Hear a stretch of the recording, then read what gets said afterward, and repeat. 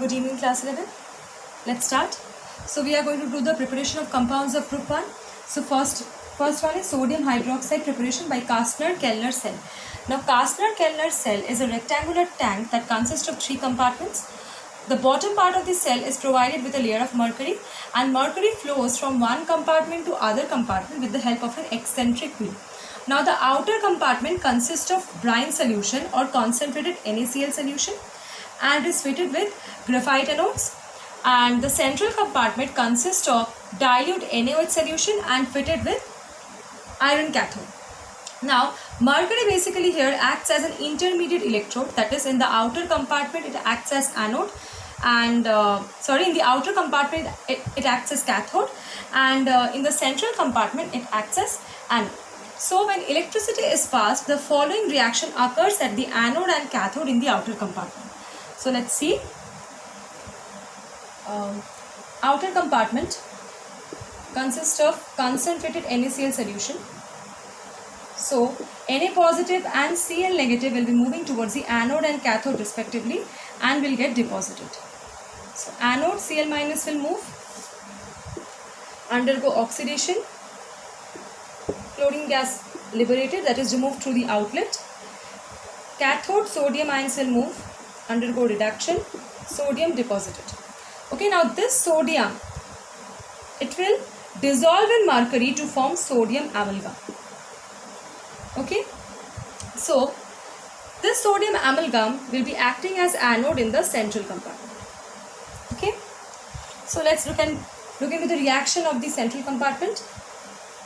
Central compartment, what are the ions are present? Na positive we have H positive, and we have OH negative. So out of Na positive and H positive, in the cathode H positive will go and will get deposited as hydrogen gas, that is removed through the outlet, and anode OH negative moves, undergoes oxidation to form neutral OH. Now this neutral OH will combine with sodium amalgam to form NaOH, and mercury is regenerated back. So this is the basic procedure of Kastner-Kellner cell. Okay, next one we have sodium carbonate preparation by Solvay's process.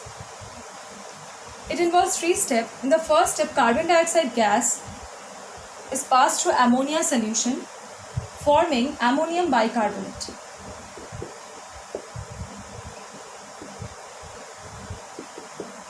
The source of CO2 is basically heating calcium carbonate.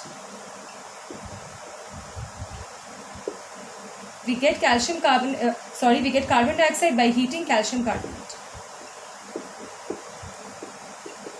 in a furnace. Okay. Second step, ammonium bicarbonate will react with sodium chloride solution to form sodium bicarbonate and ammonium chloride. Now the sodium bicarbonate has less solubility in water.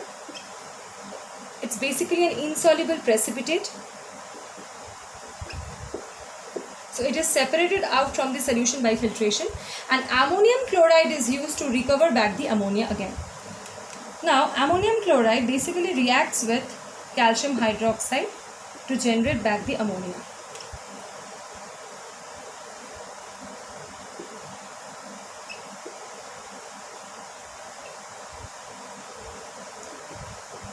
Now the source of calcium hydroxide is basically calcium oxide liberated here, combines with water to form calcium hydroxide. Okay. The third step, what happens is sodium bicarbonate on filtration, it is heated to give sodium carbonate.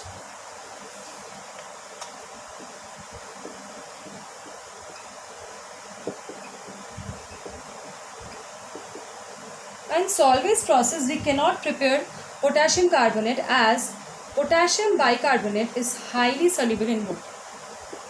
So this is the step. Sodium bicarbonate, after filtration, it is heated to generate sodium carbonate. So this is the preparation of sodium carbonate by Solvay's process. Now, next we have preparation of sodium bicarbonate from sodium carbonate.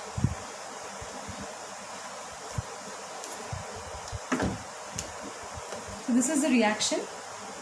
Sodium carbonate solution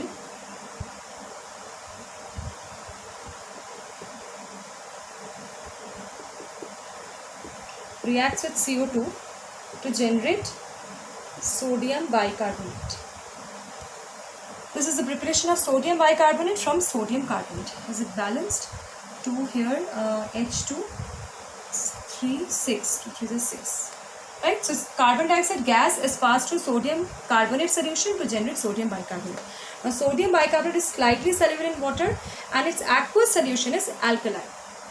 Next we have sodium thiosulfate preparation from sodium sulfite. It involves 3 steps. First step, what happens? Sulfur dioxide gas is passed through sodium carbonate solution and the mixture is heated. We get sodium bisulfite plus carbon dioxide gas.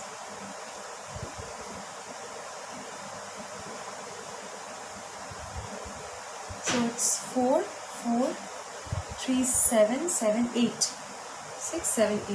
The hydrogen is 2. It's balanced. Now next step, what happens? Sodium bisulfite reacts with sodium carbonate to generate sodium sulfite plus H2O plus CO2. Okay. So is the reaction balanced? 2, 3, 6, 7, 8, 9, 6, 7. Yes, this is formation of sodium sulfite. Last step, sodium sulfite reacts with powdered sulfur. Mixture is heated and we get sodium thiosulfate.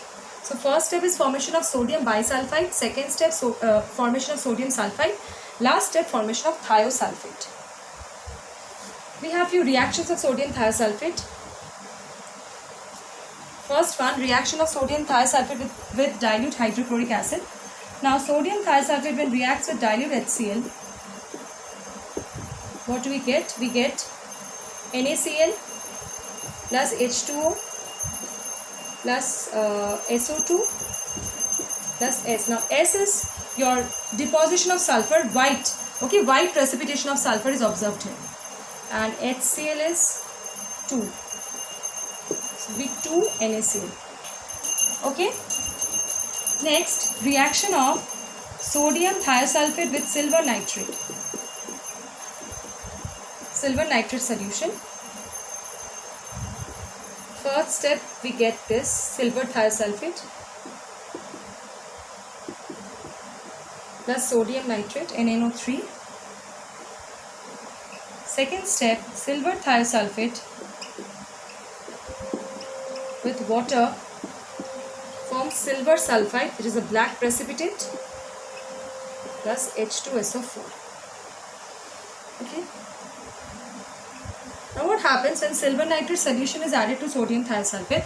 First of all, we observe white precipitation, which changes to yellow precipitate, then brown, and finally to black, which is your silver sulfite. Last reaction under this is reaction of sodium thiosulfate with iodine solution. Now, iodine solution color is blue-black. In presence of sodium thiosulfate, the color gets discharged. Now, sodium thiosulfate acts as a reducing agent, so it reduces iodine solution to iodide. That's why its color vanishes. This is the reaction. So that's it, class. Thank you.